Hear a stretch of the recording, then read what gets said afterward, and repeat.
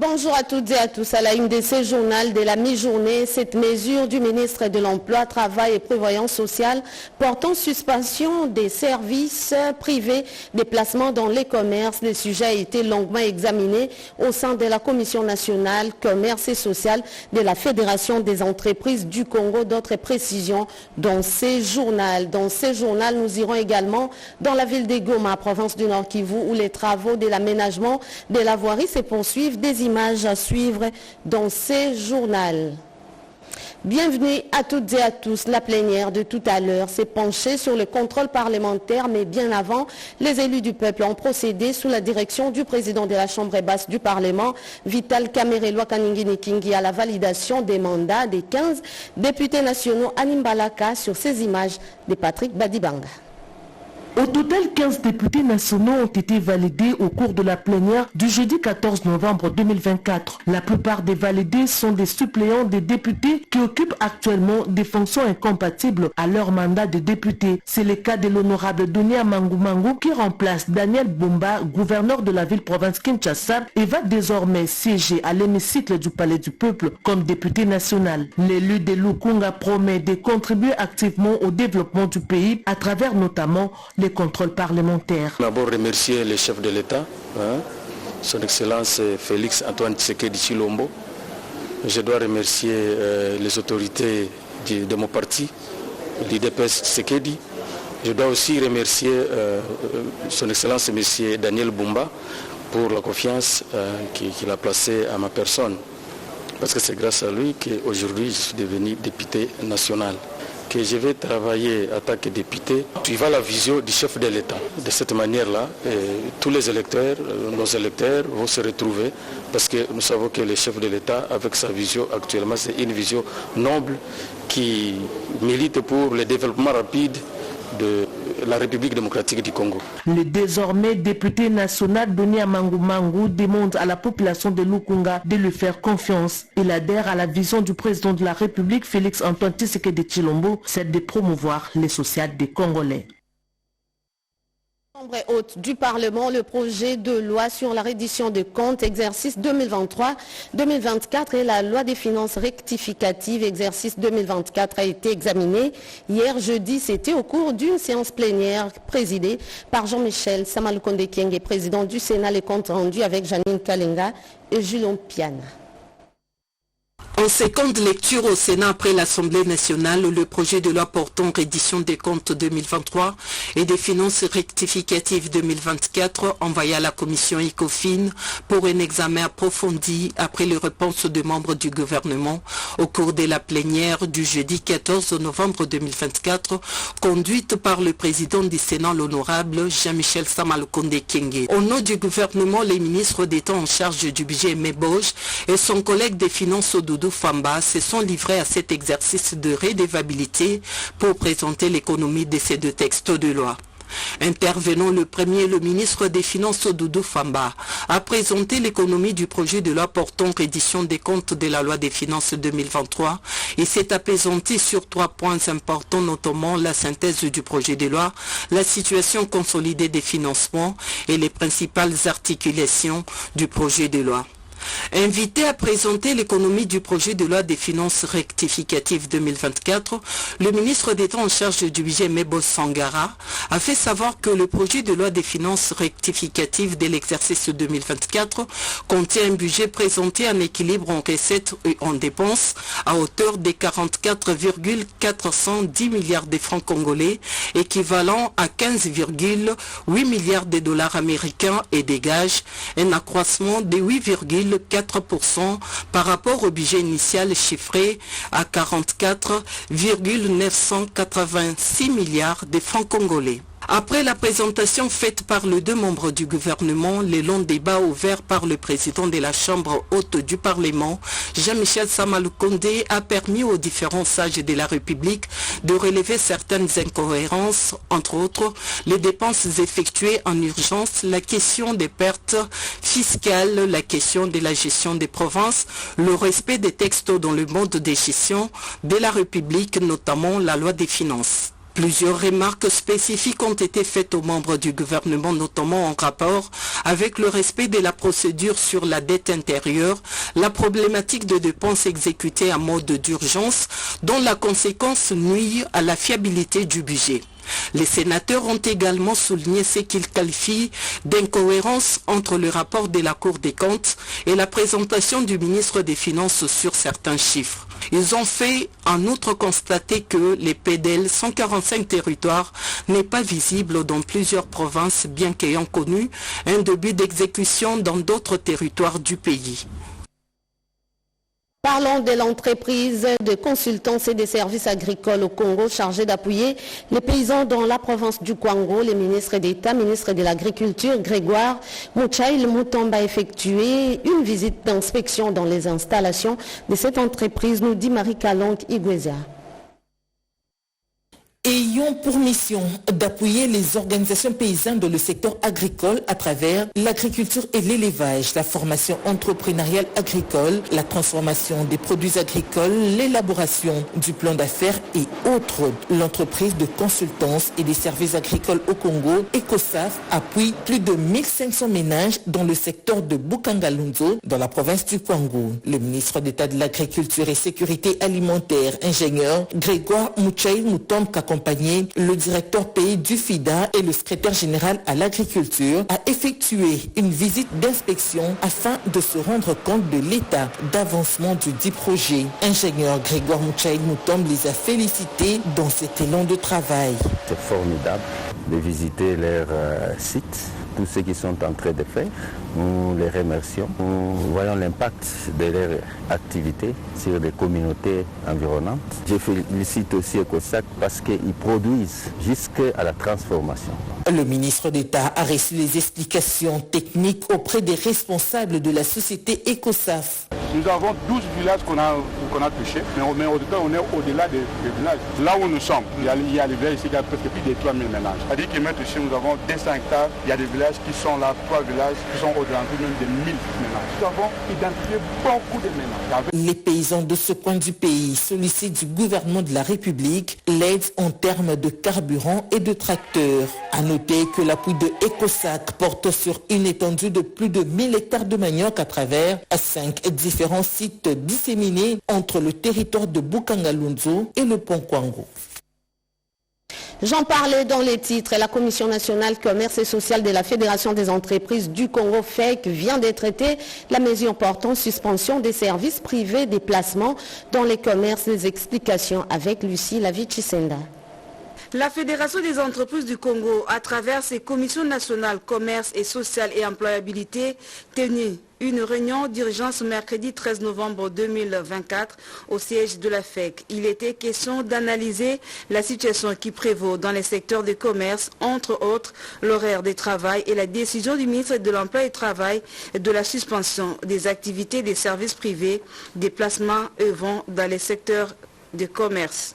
Cette réunion s'est tenue suite à la décision du ministre du Travail et de l'Emploi de suspendre certaines sociétés qui sont dans le secteur d'activité du placement. Au total 66. Donc il était question déjà d'identifier les sociétés reprises sur cette liste et qui sont membres de la FEC afin de travailler, de discuter avec elles et de trouver des mécanismes pour faire un recours contre cette décision, en tout cas pour les sociétés qui sont dans les règles. Parce que la décision est tombée, mais force est de constater que dans cette liste, il y a forcément des sociétés qui sont dans les règles, mais qui sont pénalisées. Et il était donc important de faire le point, d'identifier celles qui sont dans les règles et de voir comment les remettre dans leurs droits. Lors de cette réunion conduite par le président de la Commission nationale commerce, M. Mouila Akbar, assisté du président du comité professionnel services privés des placements, le directeur juridique de la Fédération des entreprises du Congo a éclairé les membres sur les implications de ces décisions. À présent, l'arrivée du ministre de l'intégration régionale Didier Mazenga Mukanzu au Tchad à travers ce reportage signé Willy Atunakov. Le ministre de l'intégration régionale, Maître Didier Mazenga Mukanzu, envoyé spécial du président Félix Antoine Tshisekedi Tshilombo, facilitateur désigné par la communauté économique des États de l'Afrique centrale, CEAC, du processus de transition politique au Tchad, est arrivé ce jeudi 14 novembre 2024 en N'Djamena, capitale du Tchad, accompagné de l'opposant Hassan Barkay Alachi et ses deux compagnons de lutte, président de l'Union des forces démocratiques du Tchad, IFDT, un mouvement politico-militaire qui a fait son retour au pays natal après plus de 10 ans d'exil en France via Kinshasa en RDC, où il a signé avec le représentant du gouvernement tchadien Aziz Mahamat Saleh un compromis politique sous la médiation du président congolais. Il est passé par le facilitateur, le président Tshisekedi. Voilà, c'est hier que nous avons signé le compromis politique pour permettre à M. Hassan et son compagnon de regagner N'Djamena, leur ville natale préférée. Un motif de satisfaction pour l'opposant Hassan Barkay, qui a remercié le président tchadien Mahamat Idriss Déby Itno pour sa main tendue avant de saluer la mission de facilitation menée avec succès par le président Félix Antoine Tshisekedi Tshilombo à travers son envoyé spécial. Cette facilitation, elle est parfaite. On a été conviés à Kinshasa. On a été accueillis dans de très bonnes conditions. Le processus s'est très bien passé. Je dirais tout simplement que la facilitation a fait son travail de manière la plus parfaite possible. Au sortir de l'aéroport, Dr Hassan Barkay a été salué par les membres de sa famille biologique et ses proches avant de recevoir un accueil très chaleureux de la part d'une foule en liesse des cadres et militants ainsi que sympathisants de son parti politique. En santé, la journée mondiale du diabète a été célébrée hier avec comme thème diabète et bien-être à Kinshasa. Plusieurs activités ont été organisées pour donner la priorité au bien-être et sensibiliser aux défis physiques et mentaux liés au diabète.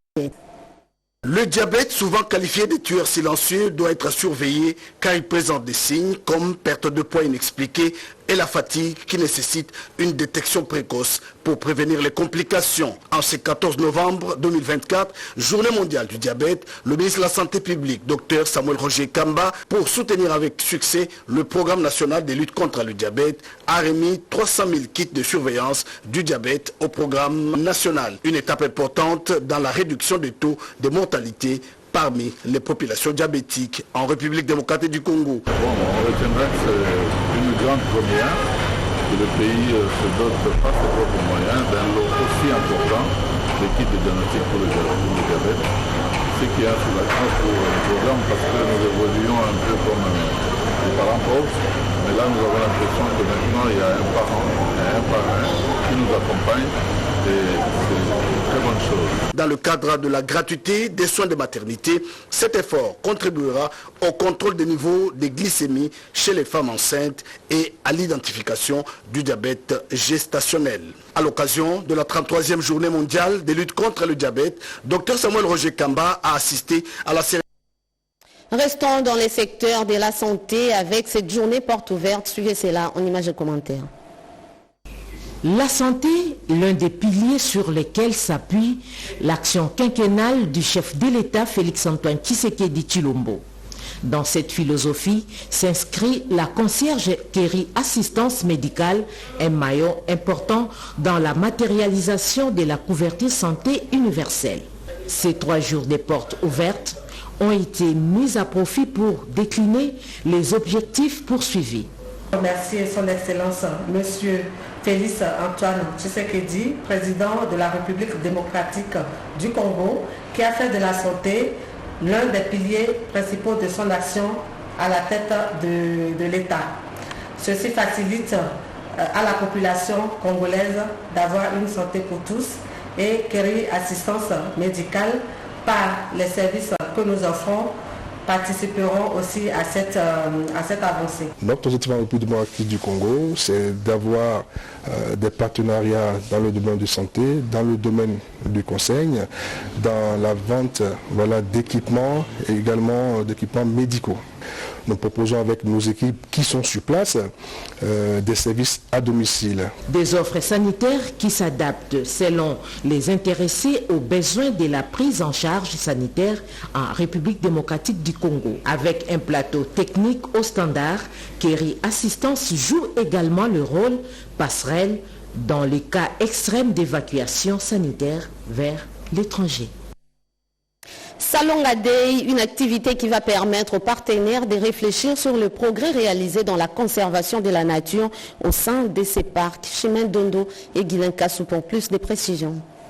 La journée d'information sur le parc national de la Salonga a permis de faire un état de lieu qui a clairement présenté les avancées réalisées ainsi que les attentes des défis qui se présentent pour la pérennisation de résultats de conservation déjà obtenus sur le terrain. En plus de maintien de partenariats qui gèrent le parc, un appel a été lancé pour un engagement soutenu de tous les partenaires. Le Fonds mondial pour la nature et l'Institut congolais de conservation de la nature ont organisé ce 13 novembre 2024 la journée Salonga. Cette activité a permis aux partenaires WWF et ICCN, qui a la cogestion des aires protégées, et aux partenaires techniques et financiers d'exprimer leur satisfaction face aux progrès réalisés dans le domaine de la conservation au sein du dit parc historique. De toutes les parties prenantes de la vie de ce parc, la journée d'information a été une occasion pour tous les intervenants de relever les avancées réalisées dans la modernisation et la professionnalisation de cette aire protégée, mais aussi le défi qui pointe devant sa gestion. Le chef du site de parc national de Salonga, Louise Aranz, a insisté sur la logistique acquise pour les installations et le moyen de locomotion. Rappelons que le WWF RDC et l'UCCN ont fait un état de lieu satisfaisant sur la gestion de cette aire protégée créée en 1970 et inscrite dans la liste de patrimoine mondial de l'UNESCO en 1984. La voirie de la ville de Goma se modernise. J'en parlais dans les titres des travaux qui s'inscrivent dans les cadres du projet pour la stabilisation de la partie est du pays. Le gouverneur militaire du Nord Kivu, Peter Chirimwami, était sur les terrains. Suivez cela en images et commentaires. Un atelier de validation des sous-projets d'aménagement de 5 km d'avenue de la ville de Goma par pavage sous la méthode de Himo s'est tenu ce jeudi 14 novembre à Goma. Lancé par le gouverneur militaire Peter Chirimwami, ce projet touche 5 grands axes ciblés selon les besoins de la communauté. Une grande opportunité pour l'économie et le développement de la ville, a martelé le chef de l'exécutif provincial. Ce projet est en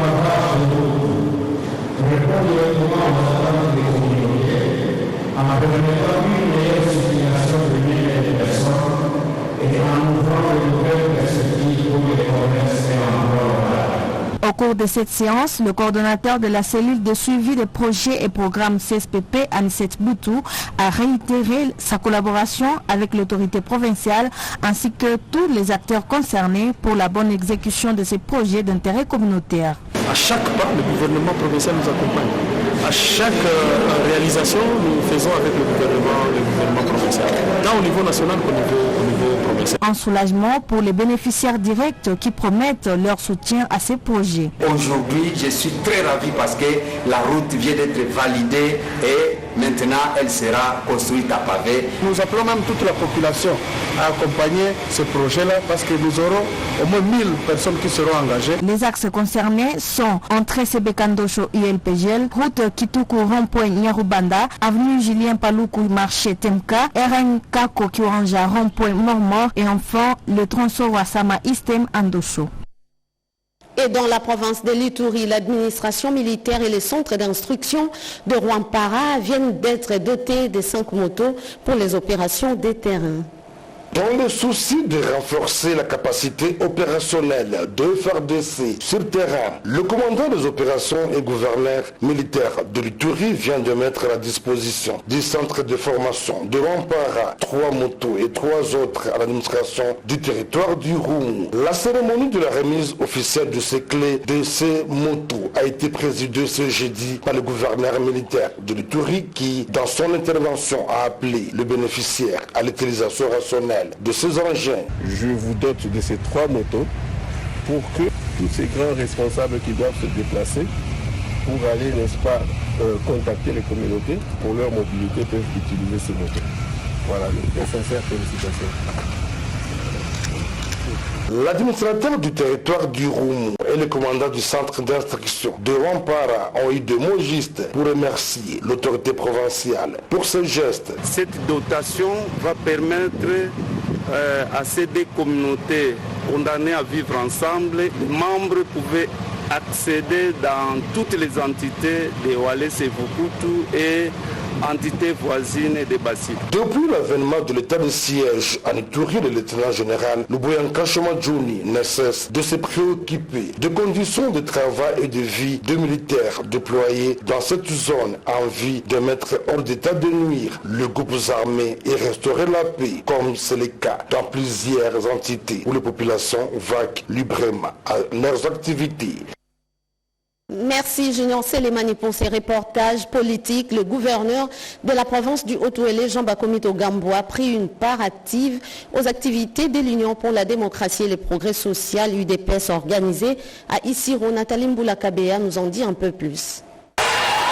Les militants et cadres de l'IDPS, Union pour la démocratie et le progrès social, parti cher au chef de l'État, Félix-Antoine Tshisekedi Tshilombo, Fédération du Haut-Ouélé à Isiro, ont envahi leur siège provincial le jeudi 14 novembre 2024 dans la soirée. Question de saluer la visite du gouverneur Jean Bakomito Gambo de retour d'une mission officielle à Kinshasa avec dans sa suite leur président fédéral, l'incontournable Ibrahim Tienda Balonga. Tour à tour, les deux orateurs électriques la foule avec cette annonce alléchante de l'arrivée prochaine à Isiro du couple présidentiel avec toutes les retombées positives pour la ville d'Isiro. D'où l'appel à la mobilisation générale tant au sein des partis membres de l'Union sacrée de la nation que de l'ensemble de la population. L'IDPS, premier parti dans l'Union sacrée, il était normal que je vienne annoncer à partir d'ici l'arrivée du chef de l'État, le président de la République, Félix-Antoine Tshisekedi, sera ici à la fin du mois. Il sera accompagné de Maman Denise Nyakero. Il va passer un petit moment avec nous. Les secrétaires permanents et son équipe seront également ici. Et donc, Isiro s'apprête à accueillir la plus haute autorité du pays. Quoi de plus normal que nous puissions lancer la mobilisation à partir du siège de l'IDPS qui se trouve être le siège provisoire de l'Union sacrée de la nation. Ici à Kinshasa, le projet de développement de la province du Nord-Ubangi était au cœur des échanges entre les ministres et délégués à l'urbanisme Didier Tengetelito et le gouverneur du Nord-Ubangi, Malo Mobutu Ndimba. D'autres précisions avec Lizen Tsakala Malassa et J.R. Kabamba. Cette rencontre du ministre délégué à l'urbanisme ayant en charge la politique de la ville, Didier Tengetelito, avec le gouverneur du Nord-Ubangi, Malo Mobutu Ndimba, a porté sur le projet de développement de cette province issu du démembrement de l'ancienne province de l'Équateur. Dans la foulée, l'interlocuteur du ministre a plaidé pour le développement de ces 4 territoires, mieux de toute la province du Nord-Ubangi. Je suis venu le voir pour plaider et faire mes plaidoyers concernant la ville de Badolite et la province du Nord-Ubangi dans son intégralité. La prochaine étape sera de saisir le ministre, de pouvoir voir avec lui comment travailler main dans la main. Je suis sûr et certain que son implication personnelle dans l'avenir et le développement du Nord-Ubangi sera plus qu'appréciable. Je suis plus que satisfait et je suis certain que nous travaillerons main dans la main pour un avenir radieux pour le Nord-Ubangi. Les échanges avec les gouverneurs et les maires vont se multiplier pour que le ministre Tengetelito ait suffisamment d'informations sur les villes de la République démocratique du Congo et comment pouvoir les vitaliser. À présent, les activités du ministre provincial de l'Emploi, Jésus Noël Shekewa Doméné, qui s'est entretenu avec plusieurs délégations. Suivez cela en images et commentaires. Lors de cet entretien, il a été convenu d'un partenariat entre la ville de Kinshasa et l'IBB pour la promotion du travail décent et normes internationales du travail, en plus du financement d'un grand centre de formation professionnelle. Ceci dans la droite ligne de l'ambition du ministre provincial de l'Emploi, Jésus Noël Shekewa, pour la mise sur pied de la maison de l'emploi et de métiers de Kinshasa, qui formera gratuitement la main-d'œuvre quinoise avant de la positionner sur le marché du travail, rassurant ses autres. Quant à la sécurité des travailleurs, le ministre en charge de l'emploi de la ville-province Kinshasa lui a informé de la mise sur pied de la brigade urbaine de contrôle des conformités et de sécurité en milieu du travail, en vue de prévenir les accidents dans le cadre professionnel. Il y a un manque de main-d'œuvre qualifiée sur la RDC, donc on a compris qu'à un moment donné, l'IBB devait être partenaire pour permettre rapidement d'avoir un méga centre de formation professionnelle, voire plusieurs centres. Là, il faudra porter la réflexion de manière rapide pour permettre de former un maximum de personnes pour qu'il y ait dans la main-d'œuvre des multinationales. Le rôle de chef d'orchestre que devra avoir demain le ministre, nous sommes rassurés, on sait qu'il va prendre les choses en main. Rappelons qu'il est prévu dans les jours à venir la signature du protocole d'accord pour opérationnaliser cette collaboration avec la ville-province Kinshasa. En sport, la 39e Coupe du Congo de handball a été lancée au gymnase du Stade des Martyrs de la Pentecôte avec 4 provinces représentées. D'autres détails sur la première journée à travers ces reportages de Josué Lelo et Julien Soki de la rédaction sportive. Début en fanfare de la 39e Coupe du Congo de handball à Kinshasa au gymnase du Stade des Martyrs. 2 ans après son manque dans les déversions. 8 rencontres étaient au menu de la journée du 14 novembre 2024, chez les dames comme chez les messieurs, des spectacles et des suspenses vécus avec un public passionné venu pour le vivre. Dans la version masculine où les tirages au sort assemblés des groupes, des matchs intenses ont vécu. AS Police, des blés vêtus, a marché sur Hirondelle, 39 buts à 21, avec une mi-temps remportée 16 buts à 7. Les hommes de police dans les contre-attaques et le mouvement mis en récupération du ballon ont profité également de la crispation de leur adversaire qui, fragiles, ont concédé un total de 6 exercices de 7 mètres dans le groupe B. Eva Bouka s'est incliné 32 buts contre 33 devant Saint-Éloi. Dans le groupe A, victoire des Scorpions sur la 31e CPC de Mbujimaï, 59 buts à 24. JSK a remporté son match par forfait, 10 buts à 0 devant Rouet. Chez les dames, grosse victoire 68 buts à 4 sur la 31e CPC.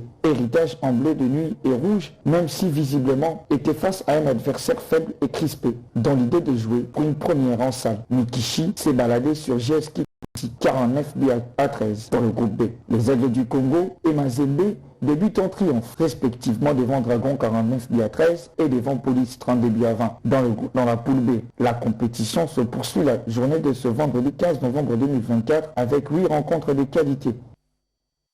Place à la lecture de journaux parus ce matin à Kinshasa, la revue des presses, une sélection de Jean-Pierre Ndolo Demazou.